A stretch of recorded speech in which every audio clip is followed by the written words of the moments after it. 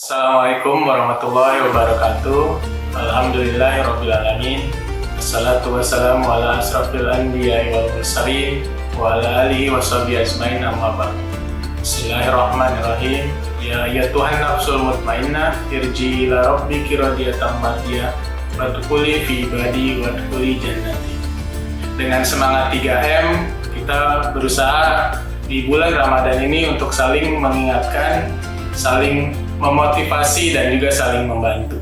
Selamat menunaikan ibadah puasa kepada seluruh tim Salesforce yang berada di berbagai wilayah yang terus tetap bekerja dan beribadah mendapatkan pahala yang berlipat di bulan Ramadan ini. Bulan Ramadan ini adalah bulan di mana seluruh 8 pintu surga dibuka, seluruh rezeki digandakan dan dilipat gandakan oleh Allah Subhanahu wa Ta'ala.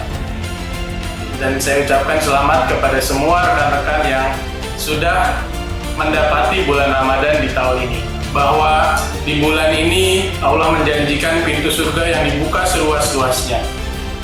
Untuk itu saya mengingatkan insentif Allah Subhanahu wa Ta'ala, ya. Kalau kita di Salesforce mungkin insentif kata yang paling sering didengar, dan kita coba apa sih janji Allah kepada orang-orang yang semakin bertakwa, semakin beribadah kepada Allah Subhanahu wa Ta'ala. Jadi saya punya tema untuk hari ini adalah tamasya ke surga. Jadi kita kalau mau tamasya, biasanya kita harus siap-siap dulu. Nah, inilah bulan di mana persiapan kita dilipat gandakan, kemungkinannya diperbesar oleh Allah Subhanahu wa Ta'ala.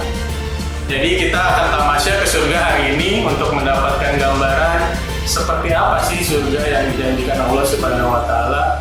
Pertama, semua penduduk surga ketika akan masuk ke dalam surga itu akan diseru oleh malaikat. Kurang lebih seruannya begini berdasarkan hadis Nabi Muhammad SAW. Saya akan coba bacakan supaya redaksinya benar. Kini tiba saatnya bagimu untuk sehat selalu dan tidak akan pernah sakit untuk selamanya.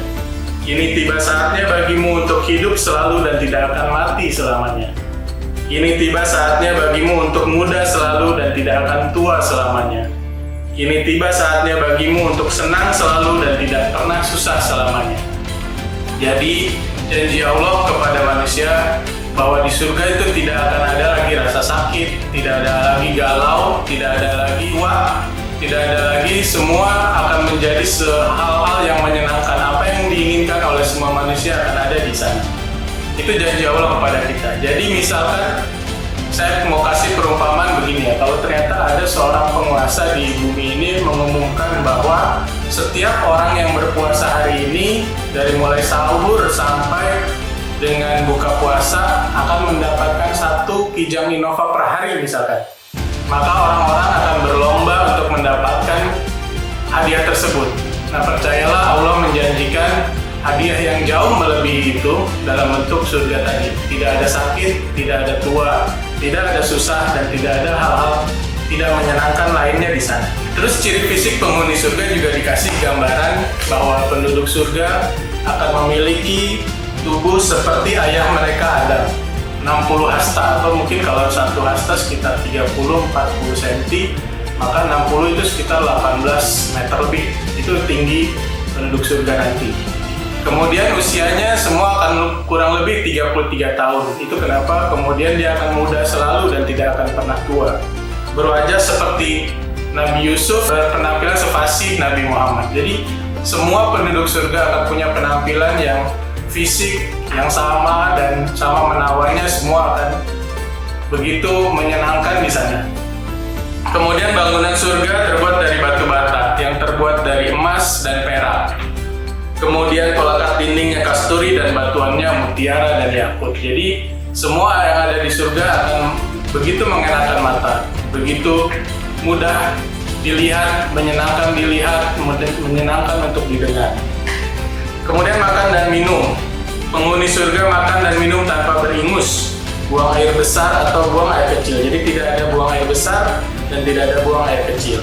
Makanan yang mereka santap berubah menjadi peluh seperti tetes-tetes kasturi. Diedarkan kepada mereka piring-piring dari emas dan piala-piala di dalam surga itu terhadap segala apa yang diinginkan oleh hati dan sedap dipandang oleh mata, dan kalian akan kekal di dalamnya. Jadi semua hal, makanan, minuman, tidak ada lapar, sehingga semua makanan dan minuman yang dinikmati itu memang untuk dinikmati, bukan karena kita lapar. Karena di surga tidak ada rasa lapar. Begitu ingin mengganti makanan, apapun yang tersedia, apapun yang diinginkan, itu pasti langsung ada, bahkan saat dia diinginkan, bukan saat kita meminta.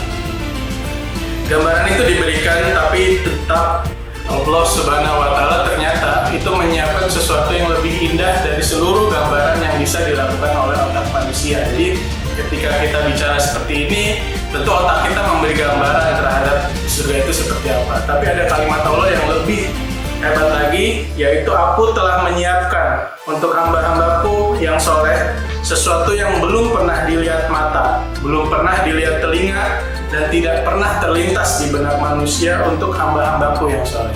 Jadi gambaran surga diberikan, tapi percayalah bahwa surga itu jauh lebih indah dari apa yang bisa dibayangkan oleh otak manusia.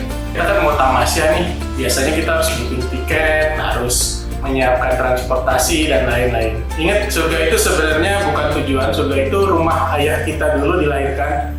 Jadi kita akan pulang ke sana insya Allah, dan kunci surga itu sudah diberikan, yaitu man qala la ilaha illallah dakhala jannah. Tadi di awal saya sudah membaca bahwa kita ke sana itu sudah ada petunjuknya. Ya ayat Tuhan nafsul mutmainnah irji ila rabbiki radiyatan mardiyah fadkhuli fi ibadi. Fadkhuli itu masuklah menjadi hamba-hambaku, dan kemudian ayat selanjutnya wadkhuli jannati, masuklah ke dalam surgaku. Maka untuk masuk ke surga, kita harus masuk menjadi golongan hamba-hamba. Hamba itu seperti apa sih? Hamba itu pasti taat pada tuannya. Hamba tidak akan merasa sombong. Hamba itu akan tunduk pada perintah tuannya, rendah hati, dan dia akan bersyukur atas pemberian tuannya apapun yang dia peroleh. Dan untuk itu, semoga kita semua menjadi hamba yang baik pada Allah Subhanahu wa Ta'ala di bulan Ramadan ini, di mana semua ibadah sunnah tinggikan derajatnya berpahala ibadah wajib, dan semua ibadah wajib dilipat gandakan hingga 70 kali dari pahala di bulan lainnya. Nah, mungkin itu yang bisa saya sampaikan untuk kita bisa saling mengingatkan dan memotivasi teman-teman untuk terus berpuasa dan beribadah secara maksimal di bulan Ramadan ini.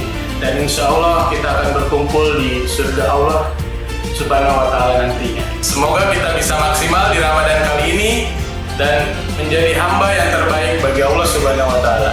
Wabillahi taufiq wal hidayah. Wassalamualaikum